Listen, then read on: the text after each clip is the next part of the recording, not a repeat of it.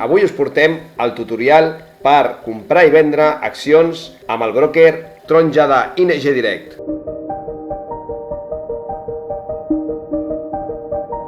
Bueno, doncs el primer que s'obre és la pàgina d'ING, seria la pàgina on tindríem que anar tant si fóssim clients com si no, però ens dona ja les dades, si no m'equivoco, aquí estan, de les comissions que tindríem si operem amb el broker naranja, broker taronja. Llavors, nosaltres ens fixarem ens fixarem en una tarifa base.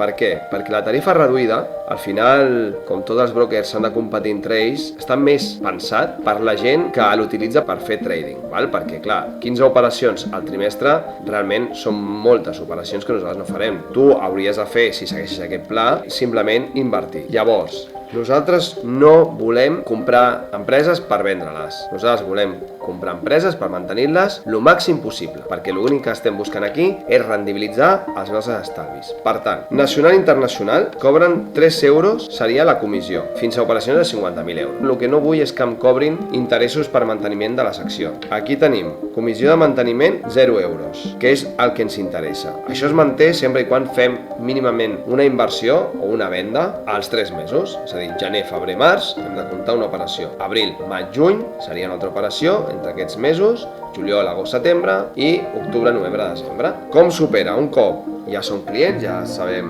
les comissions, el que hauríem de fer seria entrar, en el meu cas, entrar a la meva àrea de client. S'ha de perdre la por en invertir, perquè al final els estalvis al banc no fan res més que perdre valor. Per tant, hem de perdre la por. El primer que ens trobem quan entrem a la nostra sessió és tots els comptes que tenim. Sí que és veritat que el que és el compte broker ha d'estar vinculat sempre a un compte.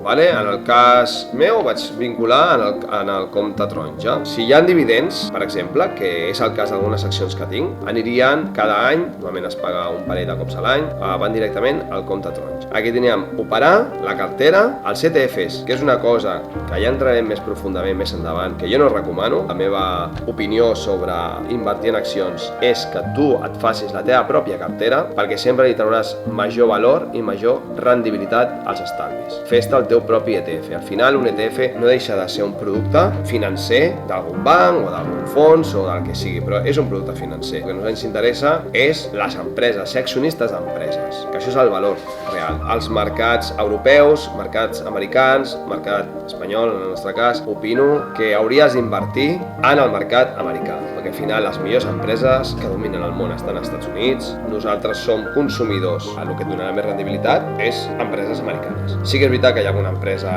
europea que és important, que és potent, i jo inverteixo. Tenia alguna empresa espanyola que a poc m'he anat traient perquè realment no dona molta rendibilitat. Sempre ens posarà aquí la rendibilitat de les nostres accions. Aquí tindrem els diners obtinguts, només el benefici, no l'he invertit, el benefici, i aquí a la dreta tindrem el percentatge guanyat. I a l'esquerra tindrem totes les nostres accions, és a dir, les empreses on invertim, i el mateix. A la dreta tindrem el percentatge guanyat. S'ordenarà de major a menor. També tinc empreses ara mateix estan perdent, però això no us ha d'espantar. Per què? Perquè el total és lo important. És a dir, doncs ara mateix estem amb una correcció. Aquí has de ser tu que valoris si realment és per la correcció o perquè l'empresa va malament. Un cop analitzades, és el millor moment precisament no per vendre, sinó per comprar més. Com es compra les accions? Doncs bé, podem buscar aquí, directament buscaríem l'empresa, és a dir, posaríem l'empresa, per exemple, no sé, anem a posar una que a tothom li agrada perquè pràcticament tot el món està comprant en ella, que seria Amazon. Doncs posaria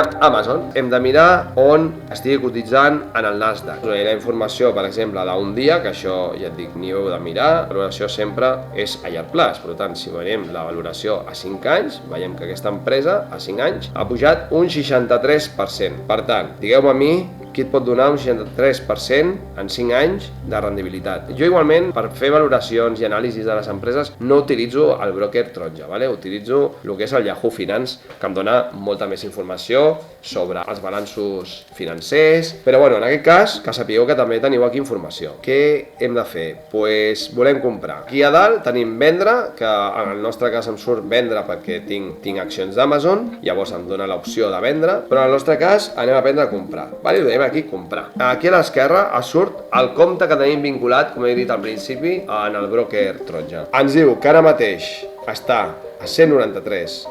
Aquí teníem l'opció de quan comprem. Número de títol. Posem que volem fer uns 1.000 euros. El que hem dit abans, no? En la nostra primera inversió, ja que tenim una comissió de compra, aprofitem i comprem mínimament 1.000 euros. Això seria el més intel·ligent. $193, més o menys 1.000 euros. Estaríem parlant d'unes 6 accions, si no m'equivoco, més o menys. Anem a posar-ho. Igualment aquí ens ho posarà en euros abans de comprar, Posem 6. Això és important. Tenim dues opcions. O a mercat, que és el que jo utilitzo sempre, i el que recomano, perquè a mercat al final jo quan estic comprant és quan estic veient el preu real, el preu que hi ha en el moment. Sí que és veritat que m'esperaria sempre a comprar quan estigués obert, és a dir, des de les 3:30 a 4, depèn del canvi d'horari, són als Estats Units, a les 10 de la nit, por ahí, més o menys, és quan s'obre, a hora nostra, és quan s'obre el mercat americà. No compraria al matí, m'esperaria a la tarda, compraria un cop estigués obert, miraria el preu i compraria. Però que també sapigueu que teniu aquí limitada, que si ho apretem, seria que pots ficar un preu límit, per exemple, dir, jo està a 193, doncs crec que, mira, pot baixar durant el dia, durant els dies o durant els mesos a 190. Doncs jo li posaria aquí $190 que vull comprar, que és a dir, quan arribés al mercat a $190 m'ho compraria. Clar, si fiquem avui no, tindria que ser, doncs mira, jo li dono de plaç fins al dia 31. Fins al dia 31 de maig em dons aquest límit. Però també és veritat que, si no m'equivoco malament, el broker naranja no funciona en el mercat americà al període de més d'un dia. Només ho podries fer en el dia d'avui. Jo ja et dic, jo no l'he utilitzat mai, m'agrada molt comprar a mercat obert, sabíeu que teniu aquesta opció. Mira, aquí baix ho posa. Veus, l'horari de mercat americà és de 3:30 a 10. Ja està dient 6 accions i anem a acceptar. Total estimat ja t'ho està dient en euros. Està dient que són 1.245. Serien uns 5 títols, 1.000 euros. No? Podríem dir, hòstia, doncs mira, se'n va del pressupost. Doncs ficaríem 5. Llavors ja teniu aquí la comissió de servei. Abans de fer l'operació, us posa la comissió ja que us cobraran. Que són, en aquest cas, són 10 euros. 10 euros per fer la compra. Clar que hi ha brokers més econòmics, no dic que no. Aquí cadascú, jo estic ensenyant aquest, que és el que utilitzo, no hi ha el millor broker del món, per tant, cadascú ha de triar el que li agradi. Jo aquest porto molts anys utilitzant-lo, a mi em funciona i és l'únic que puc recomanar. Llavors, això és lo interessant, comissions de producte 0, comissió de gestió 0, incentiu 0, la comissió de servei són els 10 euros, que va de la següent manera. La compra-venta et cobren els 3,90, l'altra comissió, que seria el canvi de moneda. I llavors ja seria qüestió de donar-li a confirmar i acceptar. Acceptaríem i es compraria directament. Així de fàcil, així de senzill. Ja hem vist com es compra unes accions d'una empresa. Ara, imagineu-vos que heu comprat Nvidia. Hòstia, us ha donat un percentatge brutal. Aquest seria l'únic que us ensenyaria, perquè això és un cas que no sol passar mai, però podeu tenir la màgia que passi aquestes coses. Per això sempre dic que és molt millor comprar les empreses per separat, perquè pot produir-se aquesta màgia, que una empresa pugi una barbaritat, ja són 2.350% de benefici. Això és una brutalitat, però bueno, us podria passar. Llavors, en aquest cas, recomanaria jo vendre? Bueno, això ho heu de ser vosaltres, però sí que és veritat que en el meu cas necessitava fer un altre projecte, i quan és el cas que necessiteu fer un altre tipus de projecte que us pugui donar més rendibilitat, jo vaig vendre la meitat. Nvidia encara crec que pot tenir molta tirada. Voleu vendre una part d'Nvidia. Com diu Warren Buffett, el millor moment per vendre una empresa és mai, perquè et donarà rendibilitat sempre a 30 anys que 10. Anem aquí a Nvidia i anem a dir-li que volem vendre. Teniu compra i vendre. Li donaríem a vendre. Anem a fer la mateixa operació. Si posem vendre tot, ja et sortirien les accions que tinguéssiu al total. Posem que tenim 100 accions, per dir una quantitat de títol. I volem vendre la meitat, llavors serien 50 accions. A l'hora de vendre, tenim aquí dues operacions, vendre o posar un stop loss. Els stop loss són per la gent que opera el famós trading. El trading normalment es posa amb un stop loss perquè per mi és una forma de jugar més que d'invertir. Cadascú sap el que fa, és la meva opinió personal, no vull ofendre a ningú, qui ho faci, em sembla molt bé, però per mi és un joc. I han d'estar comprant i venent accions, posen l'stop loss per si de cas aquelles accions que tenen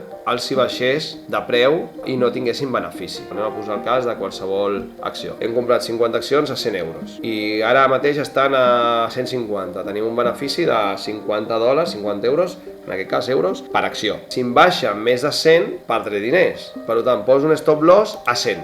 Vale? Em posaria aquí stop loss a $100, per dir tal. Ara estem fent la prova. I a més, veiem que aquí està en dòlar, no està en euro. Què passaria si el mercat baixés a 100? Doncs automàticament, seria un automàtic, es vendrien les accions. Clar, per mi això no té sentit, perquè nosaltres invertim allà. Si tu aquesta empresa ja l'has valorat, creus en ella, a tu et va molt bé que hi hagi una correcció i baixi per sota de 100, perquè la majoria s'espantaria, però tu que ets un inversor a llarg plaç, t'interessa comprar-les, perquè llavors hi haurà una rebaixa sobre aquella empresa. Aprofitar aquests moments per comprar i per rendibilitzar encara més els nostres estalvis. Llavors seria vendre i el mateix que abans, a mercat o limitada. Això ho hem explicat abans, és absolutament el mateix. I faríem a mercat. Acceptaríem, pum, i es vendria. En el pròxim vídeo parlarem sobre el Bitcoin, que per mi també és molt important que tu tinguis Bitcoin. I et diré el per què. Fins al pròxim vídeo, diners amb seny per ser lliure.